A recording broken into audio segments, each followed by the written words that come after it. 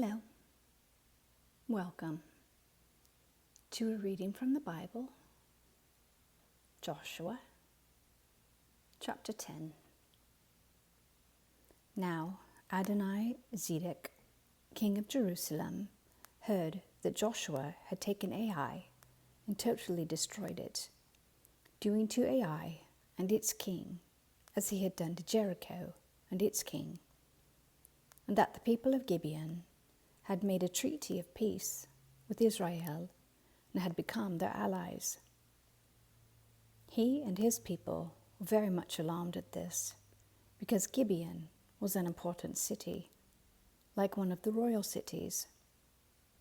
It was larger than Ai, and all its men were good fighters.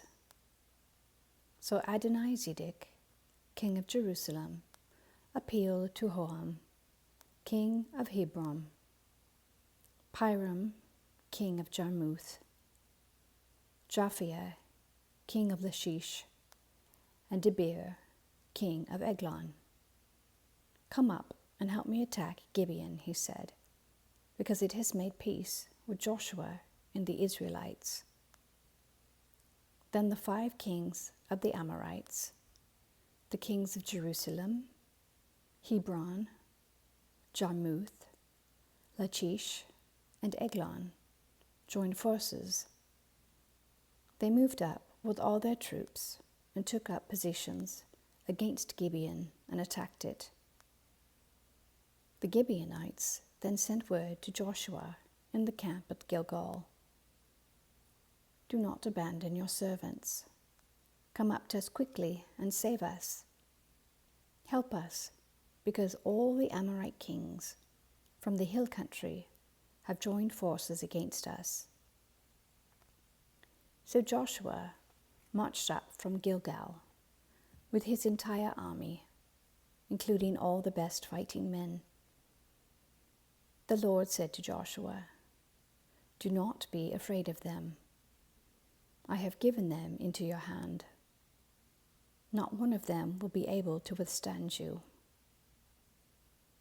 After an all-night march from Gilgal, Joshua took them by surprise.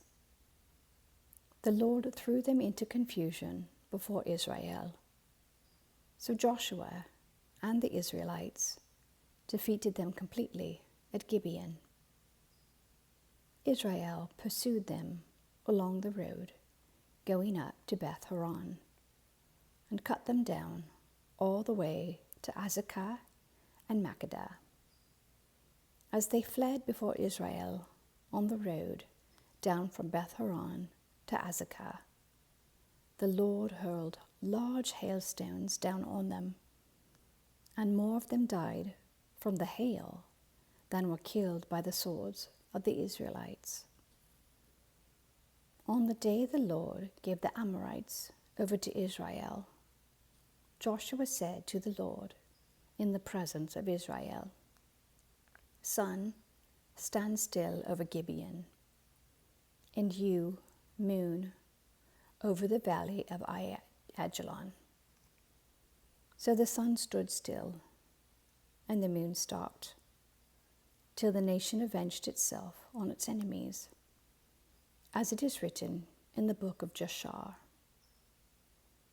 The sun stopped in the middle of the sky and delayed going down about a full day. There has never been a day like it before or since, a day when the Lord listened to a human being. Surely the Lord was fighting for Israel. Then Joshua returned with all Israel to the camp at Gilgal. Now the 5 kings had fled and hidden in the cave at Makkedah. When Joshua was told that the 5 kings had been found hiding in the cave at Makkedah, he said, "Roll large rocks up to the mouth of the cave and post some men there to guard it. But don't stop. Pursue your enemies. Attack them from the rear and don't let them reach their cities. For the Lord your God has given them into your hand." So Joshua and the Israelites defeated them completely.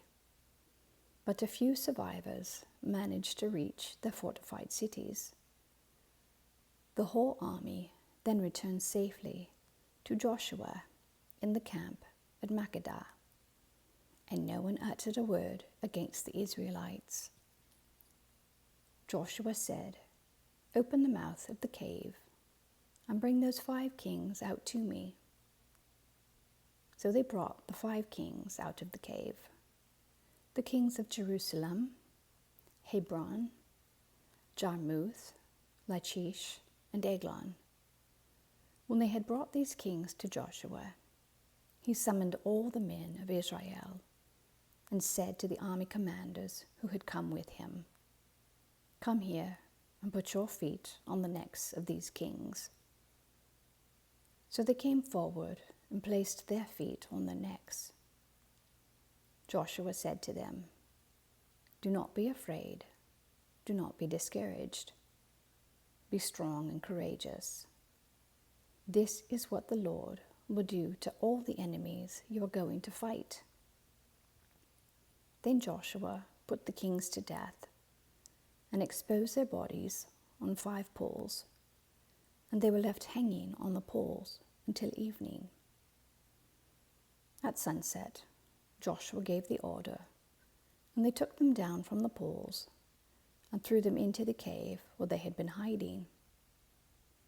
At the mouth of the cave, they placed large rocks, which are there to this day. That day, Joshua took Makkedah. He put the city and its king to the sword and totally destroyed everyone in it. He left no survivors.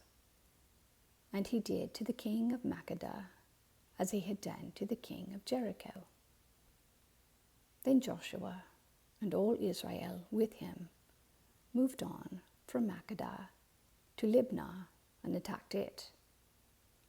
The Lord also gave that city and its king into Israel's hand. The city and everyone in it Joshua put to the sword. He left no survivors there. And he did to its king as he had done to the king of Jericho.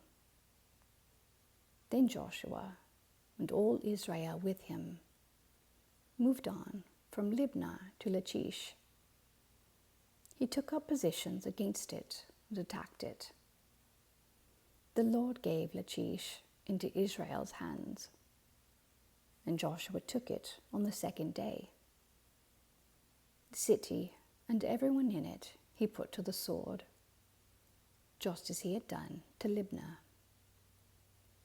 Meanwhile, Hiram, king of Gezer, had come up to help Lachish, but Joshua defeated him and his army until no survivors were left.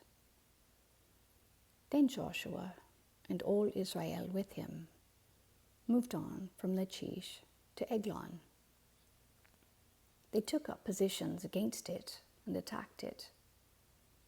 They captured it that same day and put it to the sword and totally destroyed everyone in it, just as they had done to Lachish. Then Joshua and all Israel went with him up from Eglon to Hebron and attacked it. They took the city and put it to the sword, together with its king, its villages, and everyone in it. They left no survivors, just as at Eglon. They totally destroyed it and everyone in it. Then Joshua and all Israel with him turned around and attacked Debir. They took the city, its king, and its villages, and put them to the sword. Everyone in it they totally destroyed. They left no survivors. They did to Debir and its king as they had done to Libnah and its king and to Hebron. So Joshua subdued the whole region, including the hill country, the Negev, the western foothills and the mountain slopes, together with all their kings. He left no survivors. He totally destroyed all who breathed, just as the Lord, the God of Israel, had commanded. Joshua subdued them from Kadesh Barnea to Gaza, and from the whole region of Goshen to Gibeon. All these kings and their lands Joshua conquered in one campaign, because the Lord, the God of Israel, fought for Israel. Then Joshua returned with all Israel to the camp at Gilgal. Amen. Thank you for listening.